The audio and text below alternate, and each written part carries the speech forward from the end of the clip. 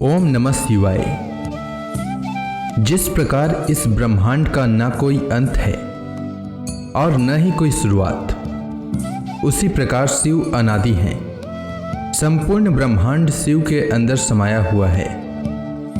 आइए श्रवण करते हैं सोमवार व्रत कथा। प्राचीन काल की बात है। एक नगर में एक बहुत धनवान साहूकार रहता था, जिसके घर में धन की कमी नहीं थी, परंतु उसको एक बहुत बड़ा दुख था कि उसके कोई पुत्र नहीं था। वह इसी चिंता में दिन रात लगा रहता था। वह पुत्र की कामना के लिए प्रत्येक सोमवार को शिव जी का व्रत और पूजन किया करता था तथा सायंकाल को शिव मंदिर में जाकर शिव जी के सामने दीपक जलाया करता था। उसके इस भक्ति भाव को देखकर एक समय पार्वती जी ने शिव जी महाराज से कहा कि महाराज, यह साहूकार आपका अनन्य भक्त है और सदैव आपका व्रत और पूजन बड़ी श्रद्धा से करता है। इसकी मनोकामना पूर्ण करनी चाहिए। शिव जी ने कहा, हे पार्वती, यह संसार कर्म क्षेत्र है। जैसे किसान खेत में जैसा बीज बोता है वैसा ही फल काटता है, उसी तरह इस संसार में जैसा कर्म करते हैं वैसा ही फल भोगते हैं।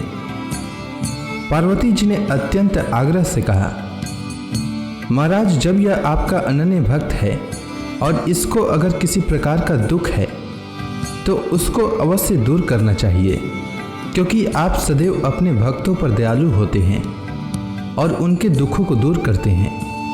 यदि आप ऐसा नहीं करेंगे तो मनुष्य आपकी सेवा तथा व्रत क्यों करेंगे। पार्वती जी का ऐसा आग्रह देख शिव जी महाराज कहने लगे, हे पार्वती, इसके कोई पुत्र नहीं है। इसी चिंता में यह अति दुखी रहता है। इसके भाग्य में पुत्र न होने पर भी इसको मैं पुत्र प्राप्ति का वर देता हूँ, परंतु यह पुत्र केवल 12 वर्ष तक जीवित रहेगा। इसके पश्चात वह मृत्यु को प्राप्त हो जाएगा। इससे अधिक मैं और इसके लिए कुछ नहीं कर सकता। यह सब बातें साहूकार सुन रहा था। इससे उसको न तो कुछ प्रसन्नता हुई और न ही कुछ दुख हुआ। वह पहले जैसा ही शिव जी महाराज का व्रत और पूजन करता रहा। कुछ काल व्यतीत हो जाने पर साहूकार की स्त्री गर्भवती हुई और 10वें महीने में उसके गर्भ से अति सुंदर पुत्र की प्राप्ति हुई। साहूकार के घर में बहुत खुशी मनाई गई, परंतु साहूकार ने उसकी केवल 12 वर्ष की आयु जानकर अधिक प्रसन्नता प्रकट न की और न ही किसी को भेद ही बताया। जब वह बालक 11 वर्ष का हो गया तो उस बालक की माता ने उसके पिता से विवाह आदि के लिए कहा, तो वह साहूकार कहने लगा कि अभी मैं इसका विवाह नहीं करूंगा, अपने पुत्र को काशी जी पढ़ने के लिए भेजूंगा। फिर साहूकार ने अपने साले अर्थात बालक के मामा को बुला करके उसको बहुत सा धन देकर कहा, तुम मेरे बालक को काशी जी पढ़ने के लिए ले जाओ और रास्ते में जिस स्थान पर भी जाओ यज्ञ तथा ब्राह्मणों को भोजन कराते जाओ। वह दोनों मामा भांजे यज्ञ करते और ब्राह्मणों को भोजन कराते जा रहे थे। रास्ते में उनको एक शहर पड़ा। उस शहर में राजा की कन्या का विवाह हो रहा था। दूसरे राजा का लड़का जो विवाह कराने के लिए बारात लेकर आया था, वह एक आंख से काना था। उसके माता पिता को इस बात को लेकर बड़ी चिंता थी कि कहीं वर को देखकर कन्या के माता पिता विवाह में किसी प्रकार की अड़चन पैदा न कर दें।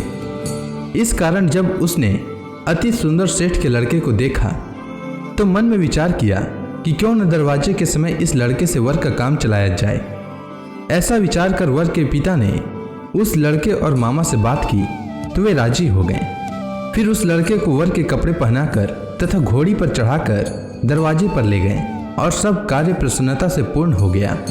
फिर वर के पिता ने सोचा कि यदि विवाह कार्य भी इसी लड़के से करा लिया जाए तो क्या बुराई है। ऐसा विचार कर लड़के और उसके मामा से कहा, यदि आप फेरों का काम और कन्यादान के काम को भी करा दें तो आपकी बड़ी कृपा होगी और मैं इसके बदले में आपको बहुत कुछ धन दूंगा। तो उन्होंने स्वीकार कर लिया और विवाह कार्य भी बहुत अच्छी तरह से संपन्न हो गया। परंतु जिस समय लड़का जाने लगा तो उसने राजकुमारी की चुंदड़ी के पल्ले पर लिख दिया कि तेरा विवाह तो मेरे साथ हुआ है, परंतु जिस राजकुमार के साथ तुमको भेजेंगे वह एक आंख से काना है और मैं काशी जी पढ़ने जा रहा हूँ। लड़के के जाने के पश्चात उस राजकुमारी ने जब अपनी चुंदड़ी पर ऐसा लिखा हुआ पाया तो उसने राजकुमार के साथ जाने से मना कर दिया और कहा कि वह मेरा पति नहीं है, मेरा विवाह इसके साथ नहीं हुआ है, वह तो काशी जी पढ़ने के लिए गया है। राजकुमारी के माता पिता ने अपनी कन्या को विदा नहीं किया और बारात वापस चली गई। उधर सेठ का लड़का और उसका मामा काशी जी पहुंच गए। वहां जाकर उन्होंने यज्ञ करना और लड़के ने पढ़ना शुरू कर दिया। जब लड़के की आयु 12 वर्ष की हो गई तो उस दिन उन्होंने यज्ञ रचा रखा था कि लड़के ने अपने मामा से कहा कि मामा जी आज मेरी तबीयत कुछ ठीक नहीं है। तब मामा ने कहा कि अंदर जाओ और सो जाओ। लड़का अंदर जाकर सो गया और थोड़ी देर में उसके प्राण निकल गए। जब उसके मामा ने आकर देखा कि वह मुर्दा पड़ा है तो उसको बड़ा दुख हुआ और उसने सोचा कि अगर मैं अभी रोना पीटना मचा दूंगा तो यज्ञ का कार्य अधूरा रह जाएगा। अतः उसने जल्दी से यज्ञ का कार्य समाप्त कर ब्राह्मणों के जाने के बाद रोना पीटना आरंभ किया। संयोगवश उसी समय शिव पार्वती जी उधर से जा रहे थे। जब उन्होंने जोर जोर से रोने की आवाज़ सुनी तो पार्वती जी कहने लगी कि महाराज कोई दुखिया रो रहा है, उसके कष्ट को दूर कीजिए। जब शिव पार्वती ने पास जाकर देखा तो वहाँ एक लड़का मुर्दा पड़ा था। पार्वती जी कहने लगी कि महाराज यह तो उसी सेठ का लड़का है जो आपके वरदान से हुआ था।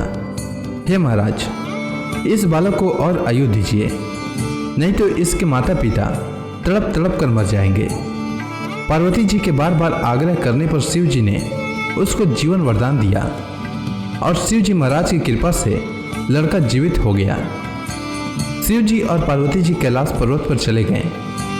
तब वह लड़का और मामा उसी प्रकार यज्ञ करते तथा ब्राह्मणों को भोजन कराते हुए अपने घर की ओर चल पड़े। रास्ते में उसी शहर में आए जहां उसका विवाह हुआ था। वहां पर आकर उन्होंने यज्ञ आरंभ कर दिया तो उस लड़के के ससुर ने उसको पहचान लिया और अपने महल में ले जाकर उसकी बड़ी खातिर की। साथ ही बहुत से दास दासियों सहित आदरपूर्वक लड़की और जमाई को विदा किया।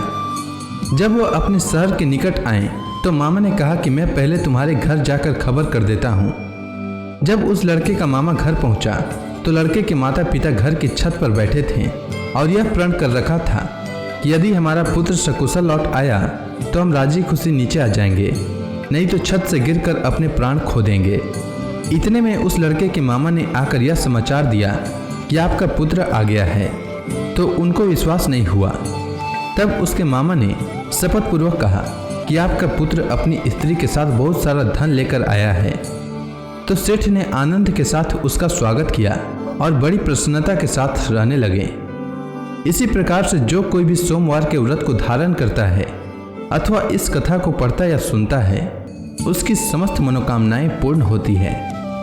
उम्मीद है आपको सोमवार व्रत की कथा अच्छी लगी होगी।